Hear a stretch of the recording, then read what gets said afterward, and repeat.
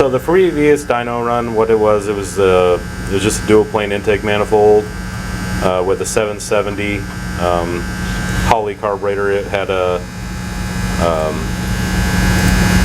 770 Holley Brawler on it, which was a 4150 flange. Then we switched this thing over to the single plane manifold.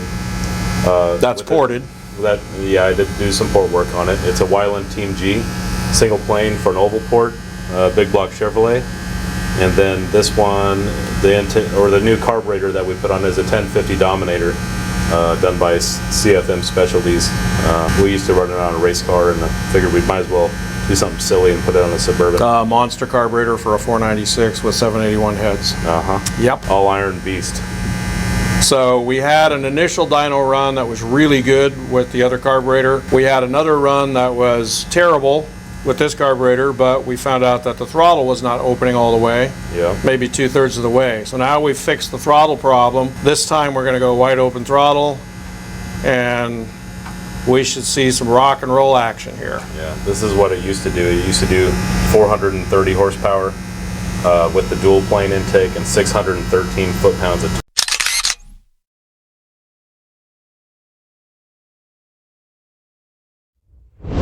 That is fantastic torque. Look at that torque line. Big old monster right here. Wonderful. At 2,700 RPM. So now, but we have much more carburetor on it and a single plane intake. So we're hoping that it picks up some, if not, maybe gain some. You know. Yeah. Just hoping it doesn't lose any of this massive torque bubble here.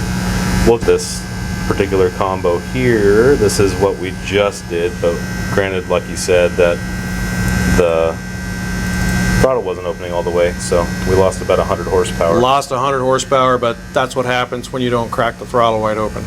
So not surprising. We made a couple changes to the linkage.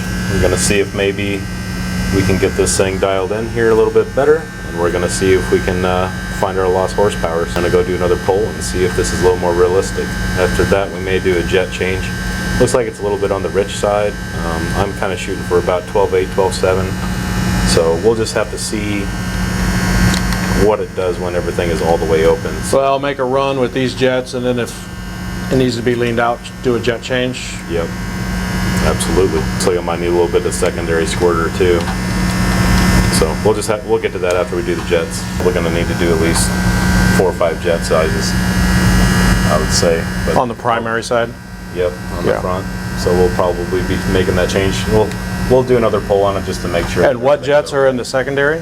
The secondaries has 90s in it. The front one, the primaries, has 85s in it right now. So we may go to like so 85s and 90s. 80 to an 83, somewhere in that area, somewhere in that ballpark.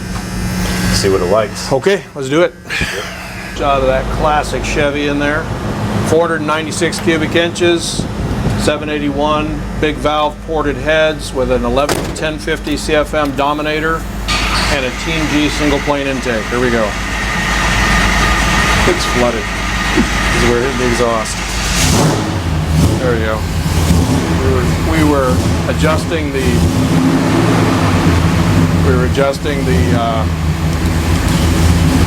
throttle cable, and we ended up putting a bunch of gas into the motor.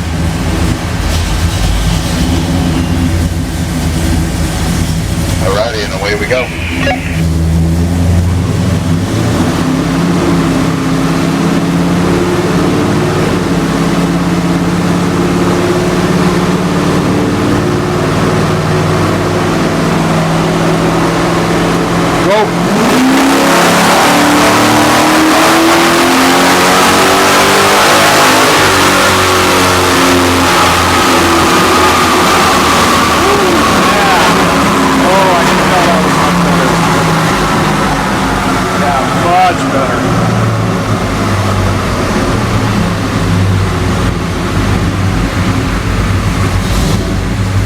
It's like a different engine. Yeah. Horsepower's back. Yep. Where are we at on, which one was it? It leaned it right out once you got that throttle open. Yeah. Crazy what happens when you actually go full throttle. Yeah. So we gained 100 horsepower thereabouts, right? Close to it. Mm-hmm. That's from 2 different runs. One without one without the throttle opening all the way, and one with the throttle all the way. and the air-fuel ratio problem kind of ironed itself out. So that's what you can expect. I mean, there's a lot more here. I think with a little more tuning, you could easily get this over, or at least up to 600 foot-pounds of torque. I think you should be able to get there. Yeah. May need to get a little bit of fuel on the hit. Yeah. For the squirter, but that's little stuff. What happens at 2,500 doesn't really matter anyway. Right. That's just stoplight to stoplight kind of stuff. Yeah, I like it. I mean, just for putting the heads on, putting the intake on, doing the big valve upgrade, some pocket porting, factory 781 iron heads. I mean, this kind of power at the wheels. Through a turbo 400 and a 3/4 ton truck? A 3/4 ton truck. I mean, you put this in a Nova or a Chevelle or something, and that is really good power for a street motor with stock heads. Didn't cost, you know, $2,500 to $3,000 for a set of heads. You used factory iron heads. So very respectable. And the fact that it's a 496 and you got those extra cubic inches helps quite a bit too. Big motor. For those of you out there considering having 781 heads done, the 781 oval port, open chamber, big block Chevrolet head is literally the best flowing big block Chevy head you can buy, with the exception of the large square port heads, but those things are very poor performing on the street at low to mid-range RPM. They're better at the top end for sure, and the other thing is they're as rare as hen's teeth now, and everybody wants, you're gonna buy a set of those, you might as well buy trick flows because it's about the same price by the time you buy them and get them reworked. The 781s are readily available. There's tons of them around. The work is fairly easy to do, like you saw earlier in the video. Okay guys, so that's the results of the first two dynos, but wait, there's more. This is my buddy Jeff here, and he's going to explain this to you. This is actually his motor. We knew that we were going to get to a point where we were just pretty much done with between timing, fuel, as far as that portion of the tuning. We thought we'd try a couple other things and add kind of a caveat to some of this. We're going to try a couple different air cleaner designs. This one is the one I intend to run. That way I don't have to change hoods. But I'm just curious, and I did have one of these lying around. So I figured I would try an extreme K&N top just to see for myself, more or less, if it picks power, loses power, whatever it does. So the difference between those two is just the top is open on that one? So this air cleaner is a 16-inch diameter round, and then it also has a drop base. Okay, so it'll fit under the hood. Yeah. So this is the one I would like to use, if at all possible. This one here, I don't really know. I might just happen to do a cowl induction hood if I absolutely have to. I get it. Yeah. You know, if I'm losing horsepower by running this air cleaner and this one makes more power, I don't have a problem doing it. But I got to justify it somehow. Yeah. Right? So, and then we also have spacers to try. This one here is from Jegs. I don't know much about it other than it's plastic, it's phenolic. And it will sit on underneath the base of the carburetor. The gasket I have on there isn't open right now, so I'll use that gasket for the bottom portion of this. But what it's designed to do is to help transition the airflow coming out of all the venturis and stuff, and help draw down on the circuits of the carburetor. And it is kind of contoured in there, so it'll direct the air. Yeah. So that'd be interesting to see what that'll do. Yeah, so it's similar to a design of something that I saw online that a lot of guys were kind of applauding their design capabilities on. I thought I'd give it a try. Never ran it. I don't really know if it's going to work. This is how you know. Well, I guess the only thing left to do is get out there and get this together. You betcha. This one. Okay guys, so this is the first air cleaner we're going to try, and this is the one that will actually allow the hood to shut. It's the lower profile one. We're going to make a run with this and see what happens.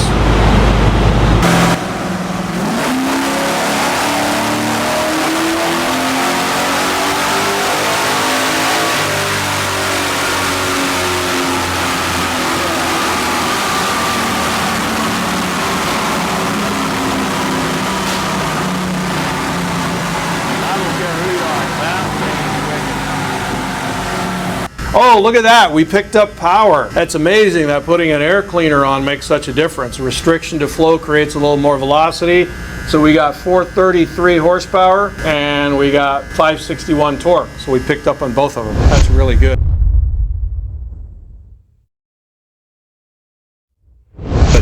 make you happy? Yeah, absolutely. Makes me happy. All right, what's next? Let's try a spacer now. Okay, once we get that spacer on, we'll come back. Okay guys, so we picked up horsepower and torque with the stock style height air cleaner. Now we're going to put all this goodness on there with the K&N open top and see if we can pick up even more. This is what the base looks like. That's the base right there. Yep. Yeah, that is an amazing air filter. If it performs as good as it looks, we should gain some power.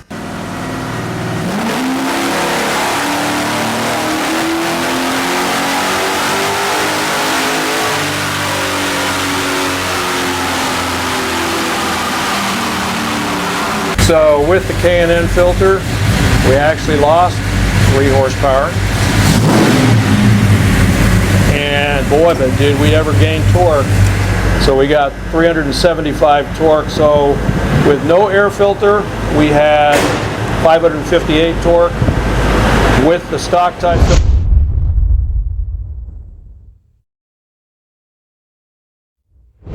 filter, we had 561 torque. And the torque that we got with that K&N filter was 576. So a lot of guys will take their car out to the drag strip and they pull the air cleaner off completely. Well, we gained a lot of horsepower here, or a lot of torque I should say, just by putting a K&N filter on there. Although we did lose 3 horsepower, which is nothing to write home about. The gain that you got from going to 576 torque from 561, that's crazy, that increase. Yeah. That's amazing. Yeah, it definitely picked up. So now I guess you're buying a Cal hood, aren't you? It appeared that I need one. Yeah. Look at it went with Rich, which is a little strange. Yeah. I wonder what the deal is with that. Not enough air getting through the filter, I guess. I don't know. 12.3, so it dropped all the way down to 12.2. That's pretty crazy. Yeah, but I mean, But I don't know. I wouldn't worry about that. Yeah, not for testing purposes. We're just trying to see what is the best fit. You could probably, honestly, lean those primary jets out some and be fine. Still be 12.8 to 13. Well, after we find out the perfect combo, we probably will do that. Yeah, pretty amazing. I like those filters. It does seem to work. Yeah. We're definitely going to get our hands dirty. Car plate? Okay, so we're going to go out there and change the car plate and we'll be back. It does look like it is not increasing. Going up to 6,500 though. That is a fact. It's pretty. Yeah, you're not getting, I think 6,000. You're done at. I mean, it's nosing over. It's done at 6. I'm a little surprised. And why? Yeah, a little surprised, but I mean, there is also the cam issue, and There's nothing wrong with pulling it to 6. I don't have a problem with it. It just, I thought with the single plane manifold, it would just keep on trucking. well, my thinking is if I'm just the way that I think about it, if I'm not making power, I'm not going there. You're just tearing up your motor. Yeah. That's the way I see it. So if now we know. Now we know it doesn't do anything. Run it to 6, and this thing with the piston speed at 6,000 RPMs will live forever. Yeah.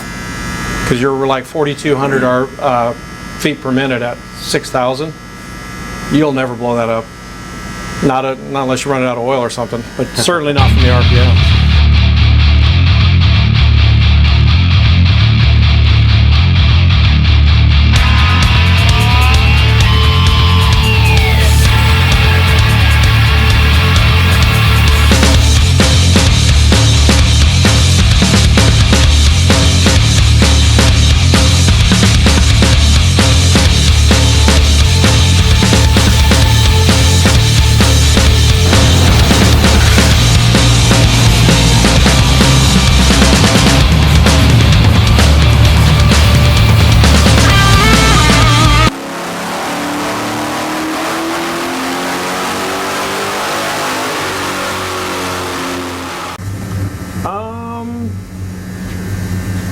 Well, it lost a few horsepower, but it picked up torque, 478 torque.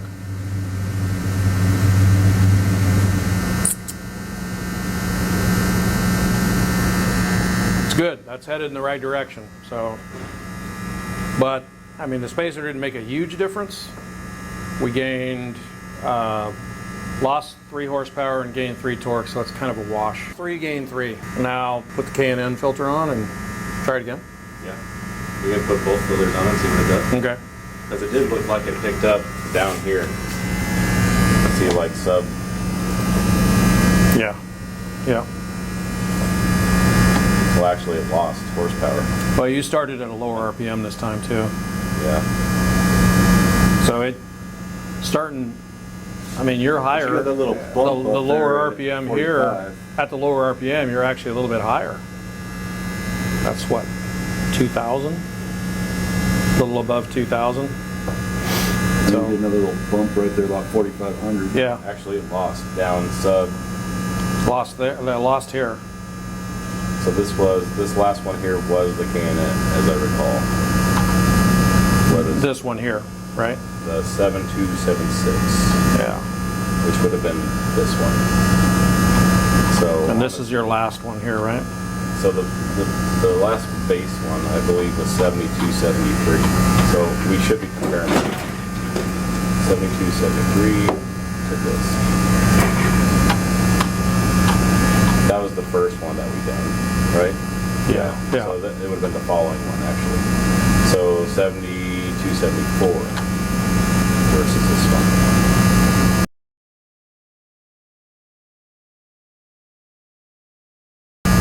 So this one down here, it lost. It lost in the low end. That's motor for motor. And it's, once you get up here, it's pretty much even.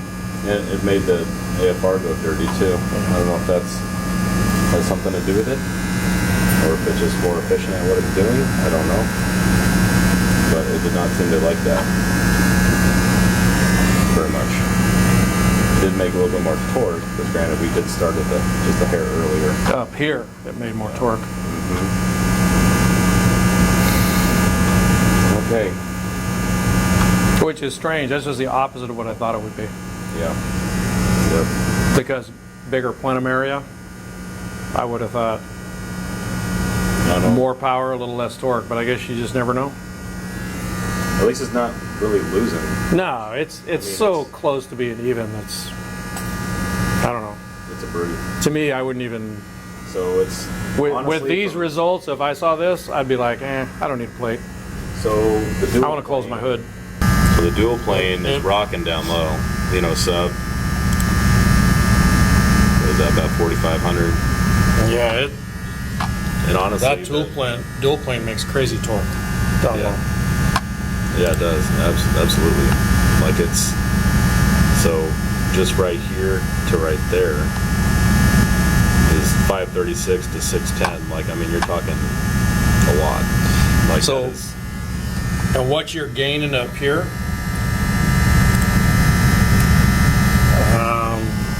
I don't know, man. Me personally, if this was mine, I mean, if this is all we're going to get out of this, I'm putting the dual plane back on this thing.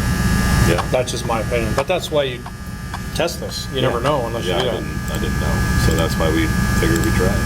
Yeah. You never know unless you try. Yeah, I mean, that dual plane did not suffer up top whatsoever. No. Compared to this thing, like it just A tad bit, but it's not enough to make any difference. So I'm kind of wondering if maybe go back to a 4150 style car, just sized for this thing, you know, like, or something like that. That might be another test that I do. I don't know. What did you have on that dual plane? I had a 770 4150 style vacuum secondary car. Oh. I mean, we're Yeah. talking. I'd lose the vacuum secondary thing. Personally, I don't like it. Honestly, it was not. I don't know.